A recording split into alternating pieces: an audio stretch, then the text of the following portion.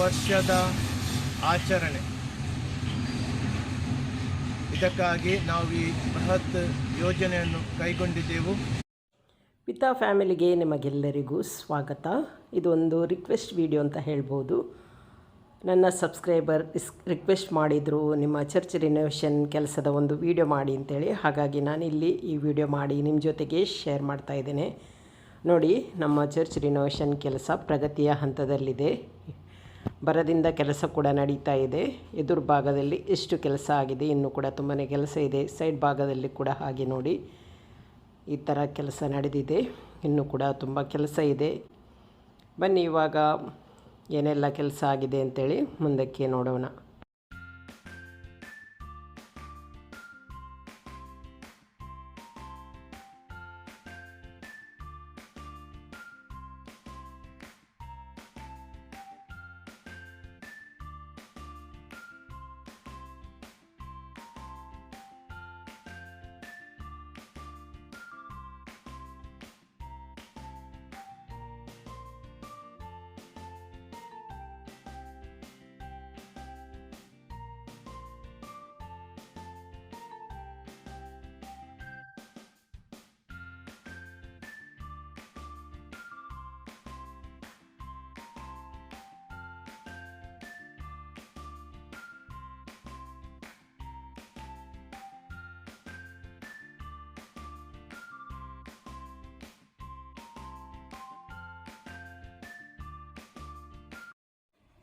ಹಳೆಯ ಚರ್ಚಿನ ಈ ಕಂಬಗಳನ್ನು ಹಾಗೆಯೇ ಉಳಿಸಿಕೊಂಡು ಇವಾಗ ಈ ಕೆಲಸ ಮಾಡ್ತಿರೋದು. ನೋಡಿ, ಕಂಬಗಳು ಹಾಗೆಯೇ ಇವೆ.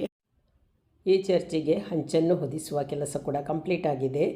ನಾವೇ ಚರ್ಚಿನವರು ಶ್ರಮದಾನದ ಮೂಲಕ ಈ ಚರ್ಚಿಗೆ ಹಂಚನ್ನು ಹೊದಿಸಲಾಯಿತು. ತುಂಬ ಜೋರು ಮಳೆ ಇದ್ದರೂ ನಾವೆಲ್ಲರೂ ಸೇರಿ ಉತ್ಸಾಹದಿಂದ ಆ ದಿನದ ಕೆಲಸವನ್ನು ನಾವು ಮುಗಿಸಿದ್ದೇವೆ.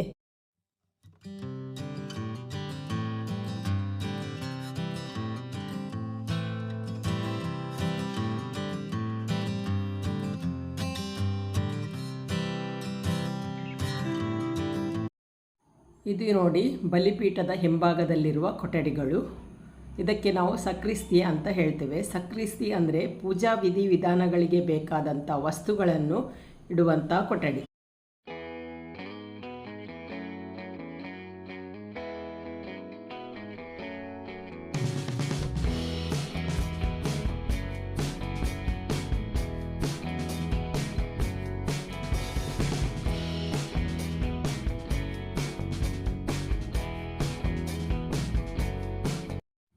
ಈ ಸಕ್ರಿಸ್ತಿನ ಮೇಲ್ಭಾಗದಲ್ಲಿ ಒಂದು ಚಿಕ್ಕದಾದ ಹಾಲ್ ಕೂಡ ಮಾಡಲಿಕ್ಕಿದೆ. ನೋಡಿ, ಎಷ್ಟು ಪ್ಲೇಸ್ ಇದೆ ಹಾಲಲ್ಲಿ. ಹಾಗೆ ಇದರ ಕೆಲಸ ಕೂಡ ಕಂಪ್ಲೀಟ್ ಆಗಲಿಕ್ಕಿದೆ.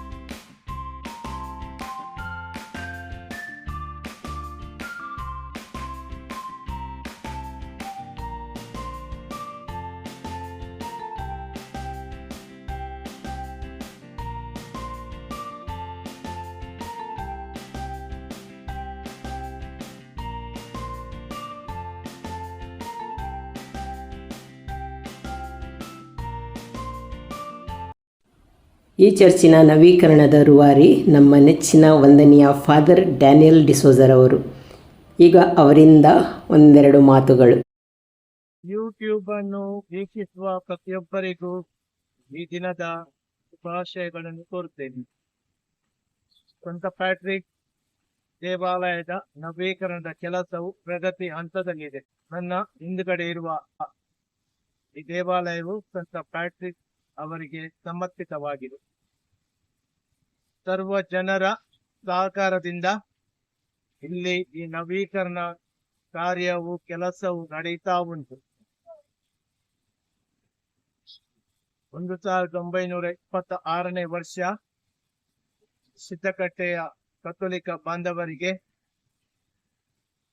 ಇದೊಂದು ಸೆಂಟಿನರಿ ಸೆಲೆಬ್ರೇಷನ್, 100 ವರ್ಷದ ಆಚರಣೆ. ಇದಕ್ಕಾಗಿ ನಾವು ಈ ಬೃಹತ್ ಯೋಜನೆಯನ್ನು ಕೈಗೊಂಡಿದ್ದೆವು. ದೇವರ ಅನುಗ್ರಹದಿಂದ ಮತ್ತೆ ಸರ್ವ ಜನರ ಸಹಕಾರದಿಂದ ಈ ಕೆಲಸವು ನಡೀತಾ ಉಂಟು, ಪ್ರಗತಿಯ ಹಂತದಲ್ಲಿದೆ.